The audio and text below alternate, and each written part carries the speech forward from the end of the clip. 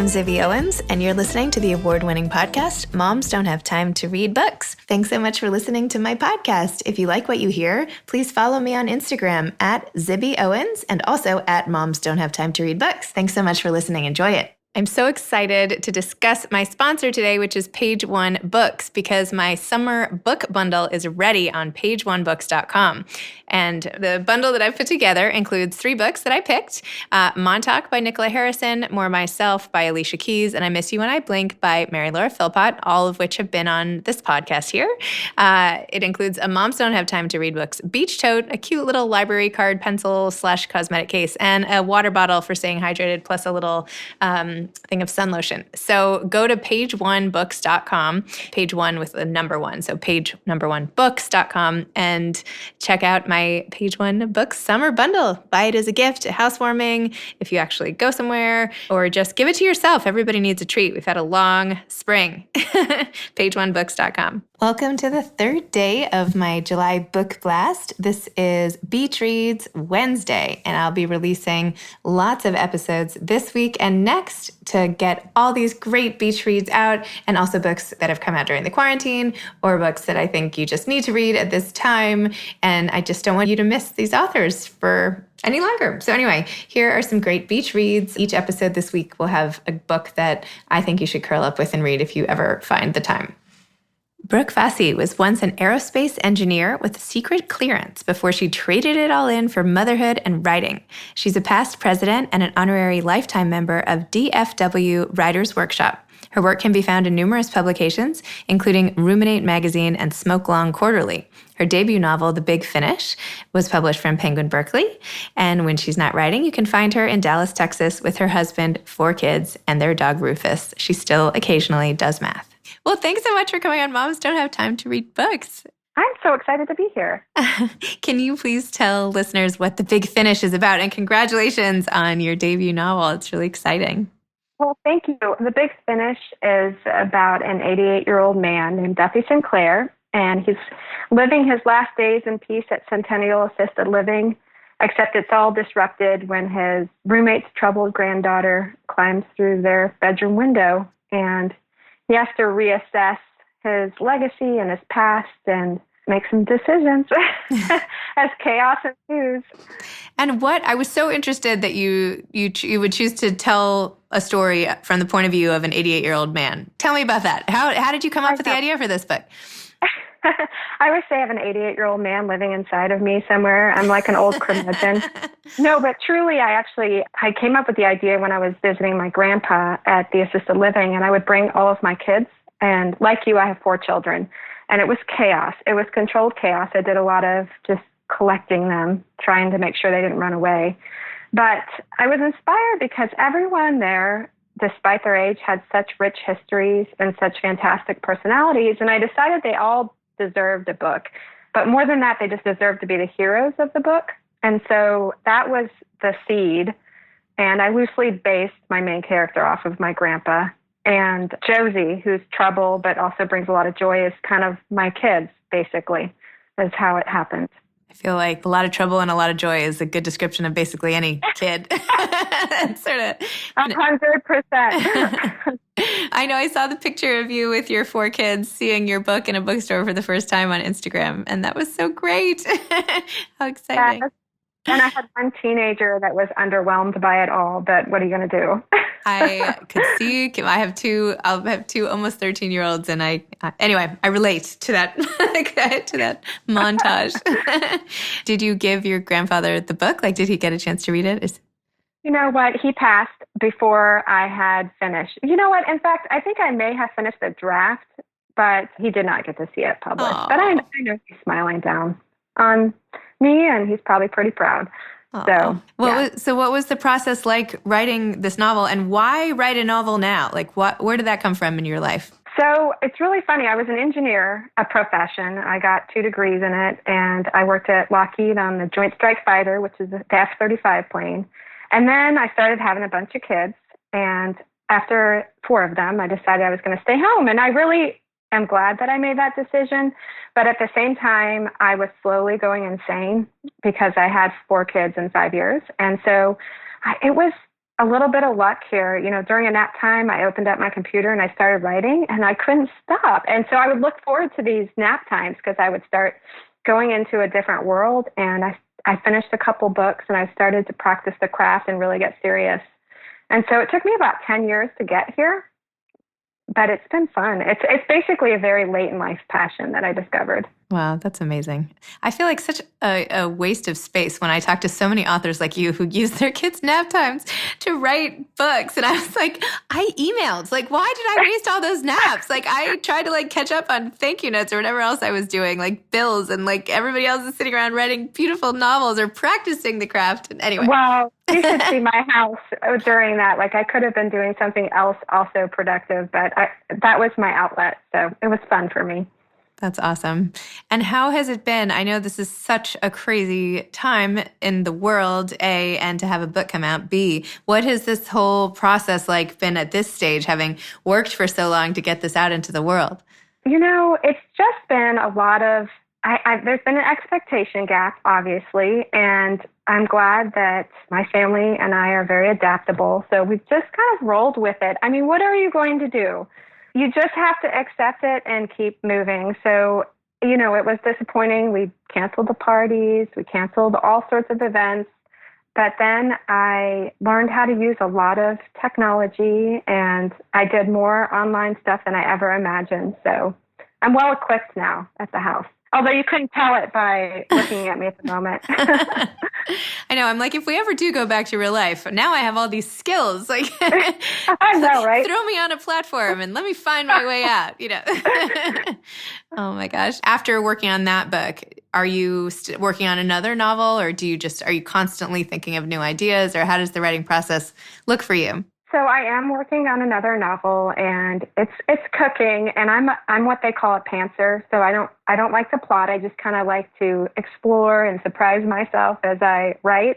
And I hope that shows up in my writing, because as you read, you might be surprised a time or two. But I can't say too much about it because I'm not a plotter, but I can say that there are some soap operas involved. I think it's an homage to soap operas in a way, because I'm Greek American, and my great-grandmother, she learned how to speak English by watching soap operas. And so I've just kind of taken that and ran with it. Very little has to do with my family besides that. But how did your family end up in Texas from Greece? Well, I'm third generation. Oh, okay. So my family has been here for a while. Yeah. Got it. Okay. Sorry, random question. But no, you're I was fine. just thinking, if I was coming from Greece, how would you end up in Texas? I don't know. But, the American melting pot is an amazing thing. Yes.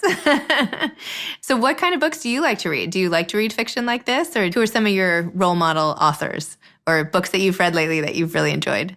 Oh, I love all books, basically. Every book I read, because I never took a proper writing class, I underline a lot when I see something that's interesting. So basically, every author that I'm reading at the moment is my favorite because they're teaching me. But I love Peace Like a River by Leif Enger. It's one of my favorite books. And I'm a Dave Eggers fan, Anne Patchett. I love Tana French. So I like a lot of literary-ish novels that are accessible, is how I would put it. That's a good way to put it. Yeah. I might steal that to describe categories of books. That's awesome. Yeah, once you add ish to something, the umbrella gets bigger. So. And when you write, so you're a pantser, do you have, without any outlines or anything, where do you like to write? Do you like to write at home? Are you the type of person who can write anywhere, or are you very much like, I have to be in this corner of my house, or what's it like? What's your process? What's your process like? Well, I think I'm like a dog that was trained. So as I was writing during nap time, it was basically quiet, and it didn't matter where I was. I just had to have some time by myself. So that's what it's turned into for me. I will drive a kid to practice, and I will sit in my car and do it then. Or I will get everyone into bed, and I will sit and do it then. My only requirement is honestly that it's quiet and that nobody's bothering me, because as I write, I have a tendency to talk out loud like a crazy person. Mm-hmm. So I can't go to bookstores or coffee shops. Some of my friends will invite me for little writing dates, and I'm like, I can't. I look like a crazy person. So what are you saying out loud? Are you writing it and then reading it out loud to see how it sounds? Or yes. Yeah. I do a lot of audible stuff and the writing workshops that I belong to, we do a lot of read alouds. And I think that's also trained me just to listen to what it sounds like, what it's going to sound like to the reader, basically. And to be fair, I also do a little acting, I think. A little acting? Sure, why not? I mean, so you can get their gestures and their tone and how they're going to say something. So, did you end up narrating the audiobook for your own book? No, a really excellent voice actor did it named Mark Bramhall, and he did a fantastic job. So. Yeah, probably better to be a man. Yeah. But anyway, I was just thinking you could use that skill. I actually just interviewed a voiceover actor, I guess, and I was like, wow, it never occurred to me. I should have tried out for that job. You know what I mean? There's so many jobs out there that are you don't even know. I mean, I don't know. Anyway, it's silly. It's fascinating. No, I agree. I think I explore that a lot in my writing because my career choice has kind of taken a left turn. And I see so many jobs out there where I'm like, that would be interesting. Now that would be interesting. So I feel that. So how do you think your engineering mind works well with fiction? Do you feel like any of the strengths of that apply when you're crafting narratives? Or do you think this is just another skill set and you just have different parts of your brain that kind of jump in at different times? I think it's twofold. I think it helps me because I think a book is just a really long equation that you're trying, or a big puzzle that you're trying to put together. And so in that way, I feel like I'm solving a problem. But on the flip side, I feel like my engineering does me a disservice because in math, there's always a right answer. And I can get to the end of a scene or the end of the book even and think, is this right? And there's no way to know, really, because it's art. So it just depends on which side of my brain is dominant at the moment. Wow. Well, how great to be able to have them both. So many people are like, I'm only this type of thinker. So, How involved are your kids in your writing? Have they read your book? Are they really excited? Do they not really care? They haven't read it. And I told them I would prefer them to wait only because I want them to appreciate it. And I don't know that they will right now. It's not that it's inappropriate or anything like that, but there's some themes that have to do with life and death. And when you're a kid, you are invincible. So I think that you need a little perspective to appreciate it. But generally speaking, I don't think they care. If only there was a way to get the kids to really I'm like, hey, guess what, guys? I'm like, yeah, we have any more milk? I'm like, all right, whatever. You're talking to a famous person who cares. Yeah. That's awesome. Well, what advice would you have to aspiring authors?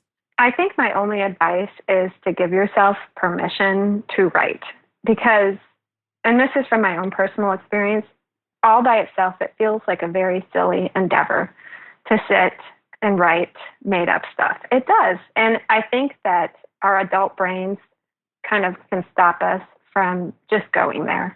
And if you want to write something and you have a story on your heart, all you have to do is give yourself permission to go ahead and start writing it. And don't worry about the critics or your inner critic saying this is silly.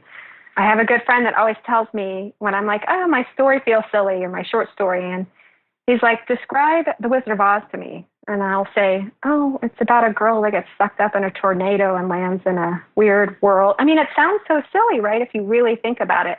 So I think that's it. Just make your adult mind be quiet and go for it. And you did just offhandedly mention that you wrote many novels as you were on your way to this one. And you didn't even say it in a way like it was hard. These novels didn't sell or whatever. You just it sounded like you viewed them as practice. Like those were just the things you had to do to get to where you were. Is that the attitude you took all the way through it? I think the writing workshop that I belonged to was very informative as far as that goes because they celebrate rejection because it means you're putting yourself out there. And I liken it to if you pick up the violin and decide you want to play in the orchestra, you don't get to be in the pit, right? You have to put in the time and earn your stripes before you play. And I think writing's a strange thing because everybody can write. Everybody can write a sentence. So in a way, people think, well, I could write a story, but there's a craft to it that you actually have to learn and practice before you can metaphorically play in the pit. And so, yeah, I wrote a bunch of books, but some of them are really terrible. And they won't see the light of day, and that's okay. And what makes a book not a terrible book in your mind? And how did you fix whatever it was you felt you were doing wrong? I think that as you move along, you start learning different parts of the craft. And so, whether one book I got really good at dialogue, and then the next book I got really great at characterization. And then, for me, my most difficult thing is plotting. Obviously, my pantser tendencies don't help. So you just sort of build on your skill set every time you write. That's awesome.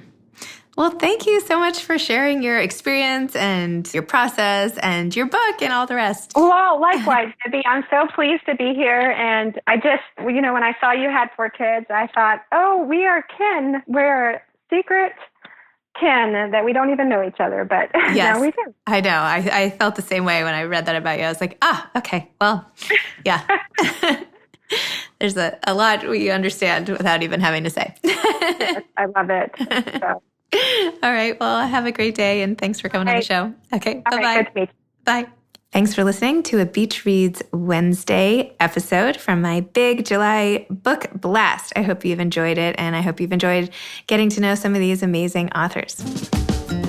Thanks again for listening to my podcast, Moms Don't Have Time to Read Books. If you liked this episode, please follow me on Instagram at Zibby Owens and at Moms Don't Have Time to Read Books, and sign up for my mailing list at zibbyowens.com so you can always hear about the latest things I'm up to. Thanks a lot. Thanks so much to Page One Books for sponsoring today's episode. I hope you'll all check out my summer beach bundle at pageonebooks.com. Thanks so much to Steve and Ryan at Texture Sound for the sound editing. And thank you to Morning Moon Productions for providing this fantastic intro and outro music. Thanks for listening. You could always email me at zibby@zibbyowens.com.